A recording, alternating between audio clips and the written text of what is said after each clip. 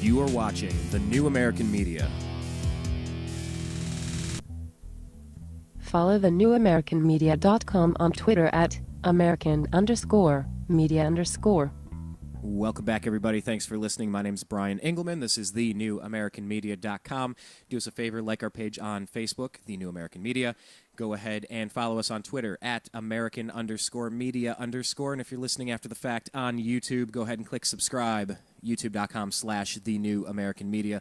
Tell your friends, time to connect is now. We need to use this internet right now. We need to connect with other people who are looking to seek truth, challenge dogma, and have some fun in this ridiculous age that we're living in, where so many competing interests are trying to manipulate and control everybody else, whether it's religious, whether it's political, whether it's environmental, whether it's corporate.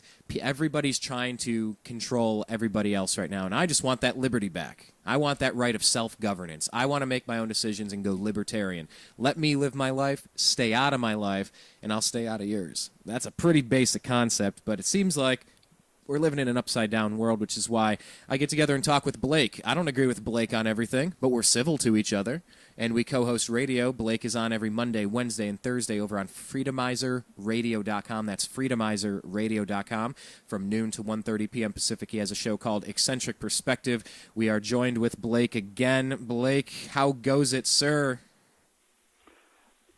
Very well, Brian. Just checking out that quote at the end there. So you were correct. It was Thomas Jefferson. So when governments fear the people, there is liberty. When the people fear the government, there is tyranny. So if there's any way that you are ever scared of the government, or maybe posting something on Facebook that's a little bit questioning anything, yes, you officially live in a tyranny. Congratulations. So we're not maybe so as crazy as we think.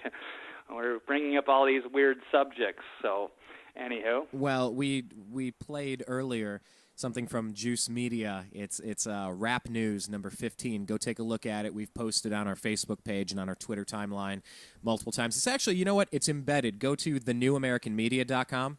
Just go take a look. We'll leave it up there for a little bit because I know a lot of people listen to these programs over the weekend. That's why we post them up on YouTube and whatnot. But go to thenewamericanmedia.com. On the featured video, it's on the top right side of the screen. It's Rap News 15. Big Brother is watching. Watch that. Add it. Send it around on your Facebook page. Send it around on your Twitter feed because it's all about Orwellian, creepy takeover, dominance, tyranny, power and control. And Thomas Jefferson, don't forget, he also said the tree of liberty must be refreshed from time to time with the blood of patriots and tyrants.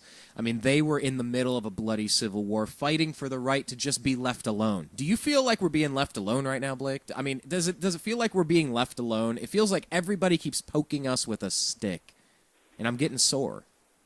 No, I hear you. Yes, there is no being left alone anymore. So that concept is gone. So we're in this modern age of craziness with the government that keeps expanding. And so, yes, there's unfortunately it seems to be, and of course now we're getting to this age of Agenda 21, and I don't want to get sidetracked with that, but No. Let's hold on to Agenda 21, and let me say this: the reason I was telling everybody to watch that Juice Media Rap News number 15, Big Brother is watching, is because they have a line in there saying, come on, if you've got nothing to hide, you've got nothing to worry about. What is your response to the people that say that to you? And it's like, why are you even concerned about this stuff? If you got nothing to hide, you got nothing to worry about. Well, I think it's being extremely foolish and naive. Try spreading that information. I mean, speaking of that Juice Media, I think it's a great thing for people to spread on their social media. I think it's good for people that aren't familiar with these sorts of subjects. It's entertaining. It's fun to watch. I know I've had a good response just from my own Facebook friends and people that didn't even comment on it, people that I wasn't even aware of or looking at my material, and they've come up to me and said, hey, I saw that Juice Media thing. That was really cool, or they found that to be interesting. And I'm sorry, I got sidetracked there, Brian. Well, you also brought up Agenda 21, not wanting to go fully down that rabbit hole, but yeah. Highlight what Agenda 21 is, because some people that think, oh, come on, it's not like there are sociopaths who have been thinking about this stuff for a long time or anything, right? What is Agenda 21? Agenda 21, the world's elites and such the powerful movers and shakers of the world have come to a conclusion that we are overpopulated and that we're going to be, our numbers are going to get out of control, and that they need to basically manage everybody. And with their fear of overpopulation, it just becomes I guess the new management, basically, how do I say this? They basically want to make sure everybody's on the reservation. They want to know where all the resources are, all the people are. It's going to be 21st century living. That's what Agenda 21 stands for. And the big problem with that, where it sounds kind of like a good thing, you're going to push people into certain like new urbanism type of environments, but there's a kind of some sinister stuff in there about basically destroying sovereignty, which is not cool. And that's kind of the big hang-up a lot of people have. Well, look, it's not like, here, let's just put this out there. It's not like there's any sort of looming crisis that could cause a lot of people to throw up their arms in desperation and say, can someone please help? Can someone please help? Can somebody please help me? To be ushered off to some sort of, I don't know, I don't want to call it a FEMA camp or a FEMA region or some sort of new city with 250 square foot living cells. You could call it a cell, I guess, depending on which side the barbed wire is facing. For the good of Mother Earth, if we don't protect her, you guys are the vermin. Kind of like in The Matrix, where they talk about human beings being a species that self-replicates and destroys. In that whole scene where they get into how destructive humankind is.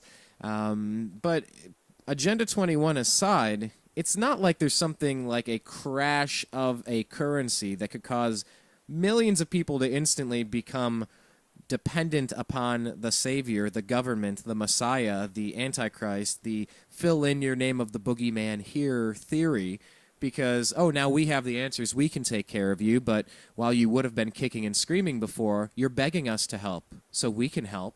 Oh, but don't pay any attention to the fact that we might have caused what you're begging help from. Just follow us, please. Right this way to this gas chamber. I mean, home. No, some good points. I know there's been some controversy with Mitt Romney getting caught on video talking about the 47%.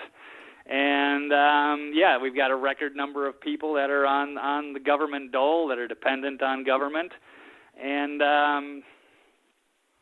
that could lead to a serious destruction, because the government is not trying to lift them up. It's not trying to get them to prosper. It's just basically keeping them dependent and acting like they're the good guys for helping you out, when they're actually, keeping you chained down, essentially.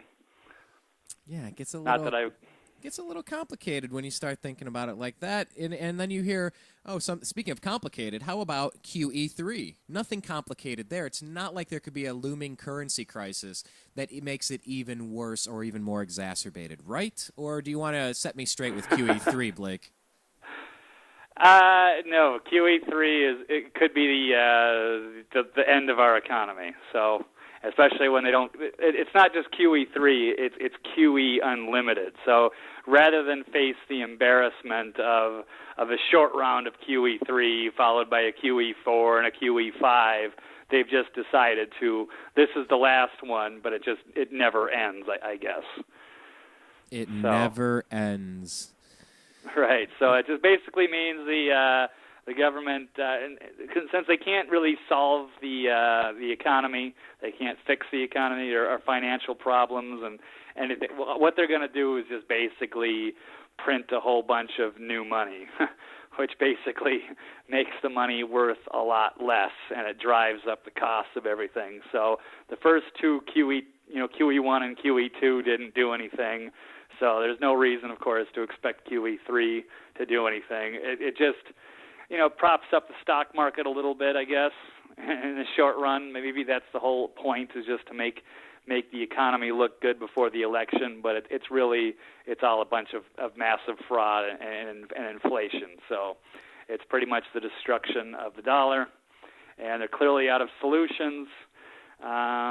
And this is all they can do. They're pretty desperate. So I guess what do you do if you're running the financial system? It's been pretty good for you. You don't want it to end, and they just have to keep finding clever new ways to keep the house of cards going, rather than actually talk about, hey, maybe this Federal Reserve System isn't working very well. Maybe we should try to find a new solution to the economy. Maybe we should start it over, something like that. No. Of course, they want to keep it going as long as possible because they're the ones that benefit from it.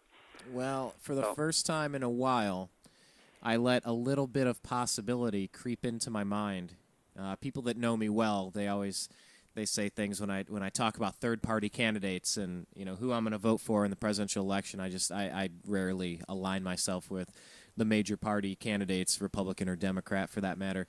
And then they say, oh, well, you always end up voting for the lesser of two evils choice. No, well, I'm not doing it this time. But I did hear something very interesting. Blake, you're talking about inflation and QE3 and the Federal Reserve. The edited part of that 47% comment by Mitt Romney? Do you know what he was talking about in the edited part? And I saw that Glenn Beck put this out on his radio program and put it on video.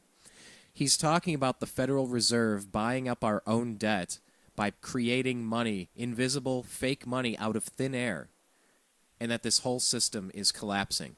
He's actually talking about it out there, but it's funny that the mainstream media didn't allow you to hear that part. They just wanted to hear that, 47% and he doesn't care about you.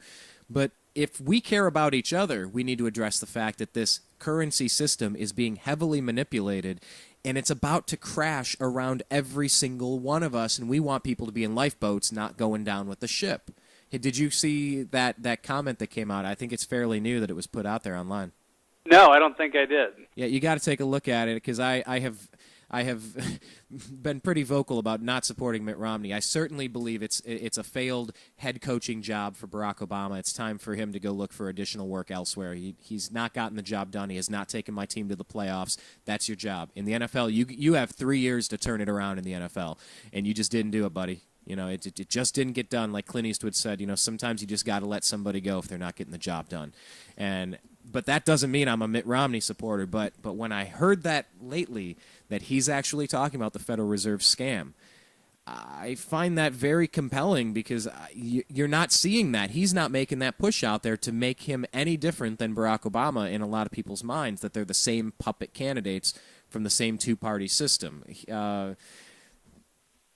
I don't know, Blake. What do you think the country's options are between Gary Johnson, Mitt Romney, and Barack Obama moving forward with this monetary system that is clearly failing? I mean, there only is one option on that, and that's Gary Johnson of those three, because he's at least, I would assume, going to audit the Fed. I think he's been pretty vocal about that, and that's all we really want is just to audit it and just to make sure that this is. The charter's almost up, just to kind of check it out and see if this is going well, what's been going on, how do they operate, I mean, people got to realize, too, that, this is a private bank that really has no government oversight. It has nothing to do with the federal government. It's everything our forefathers warned us about. Another Thomas Jefferson quote, I'm going to try not to mess it up. If the people ever allow a central government to control the currency, they will one day wake up homeless on the continent their forefathers conquered. Paraphrase. But could it be any more obvious that the people who started this country were warning us with flares and big bonfires and fireworks and big danger signs, skull and crossbones? Isn't it obvious that we were being warned about exactly what has been allowed to creep way too close to our property in the middle of the night with bad intentions? Isn't it obvious that the when you read the writings of the founders of this country, of a limited government, I mean, this federal government has gone so far out of control. The Supreme Court and this government have no idea what the 10th Amendment was supposed to be. It's supposed to be, if you want to be super liberal, go live in L.A. If you want to be super conservative, go to Salt Lake City. But within that system in the United States, you have a few blanket provisions that span from coast to coast and try to keep people in some sort of semblance of order. Maybe maintain a postal system, maybe some sort of local militia, some sort of military force, something, some basic components. But other than that, you guys run your own local life. It has gone so perverse by power-hungry fools. And I'm not saying Republicans are fools. I'm not saying Democrats are fools. I'm saying that humans can be foolish, and especially when they get too much power, they're foolish and greedy, and they're not to be trusted. They're supposed to be severely restrained from abuse of power because power corrupts, and absolute power corrupts absolutely. I mean, why do you think that so many people aren't aware of this, Blake? Because sometimes when we get into these topics, you know, some of our friends, they can't absorb the content. They can't. They don't want to hear it. They don't want to discuss it. Or when they do, sometimes you get completely incorrect propaganda coming back at you.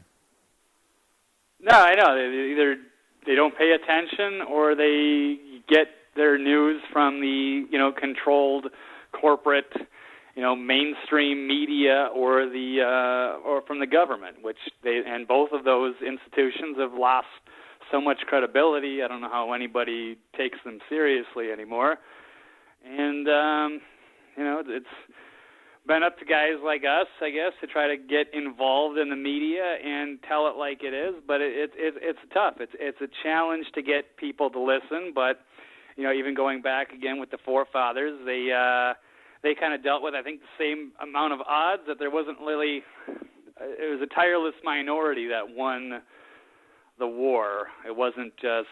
I mean, they had the same thing. Most of the people during their time were probably similar to what it is now. They didn't pay attention, or they believed whatever propaganda they were reading.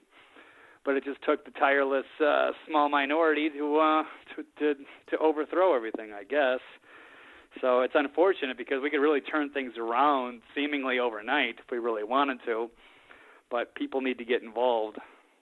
Samuel Adams said, "It does not take a majority to prevail, but rather an irate, tireless minority, keen on setting brush fires of freedom in the minds of men."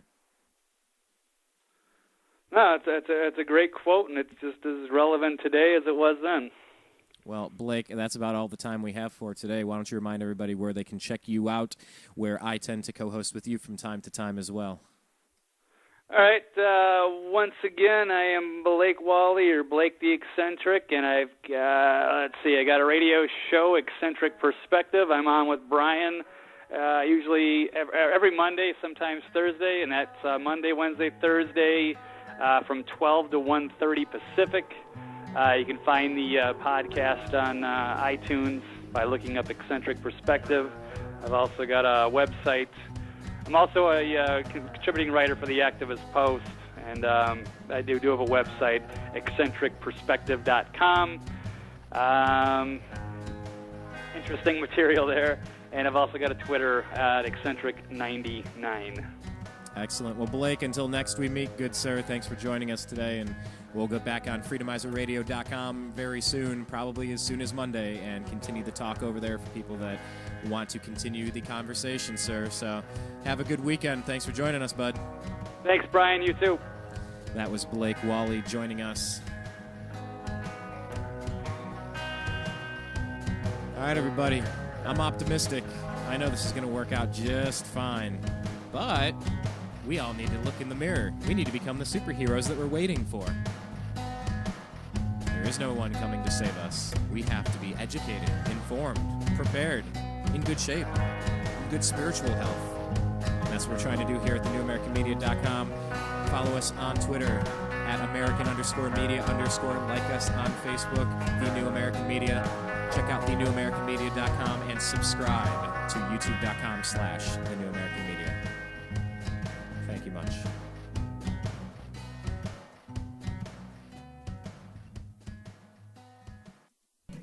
Be sure that you go on to facebook.com and do a quick search for The New American Media and like our page, because we like it when you do that. TNAM Radio, because the news always matters. Hi, Brian from thenewamericanmedia.com. Last year I had this idea. I wanted to start a website of my own, not just something, a presence on Twitter, a presence on Facebook, and have a thing. I wanted a website. I wanted a home base for all of the ideas and things I'm interested in. I wanted live radio. I wanted to communicate with the globe. I was tired of being spoon-fed dogma by corporate interest and just, here, believe this, believe this. I said, no, I think there's something underneath the surface, but I didn't know how to do it. So I contacted Ted Distel of disteldesign.com. Ted walked us through the process of, okay, you want videos, you want to do quotes of the day, you want to have a spiritual section, you want to have a 1984 watch where governments intruding and private corporations are intruding into your privacy. Yeah, those are the things that I was interested in. Ted walked me through the process. We built thenewamericanmedia.com, and I encourage you to go online and take a look at our site. That's what he's capable of. Please, if you have an idea, go to disteldesign.com. That's DISTEL design.com. Have you ever considered adopting a pet to be part of your family? Our animal companions can be just as close to us as our human companions. If you're considering adoption, please visit your local shelter and adopt a pet today. Shelter pets make the best pets. Follow thenewamericanmedia.com on Twitter at American_media_.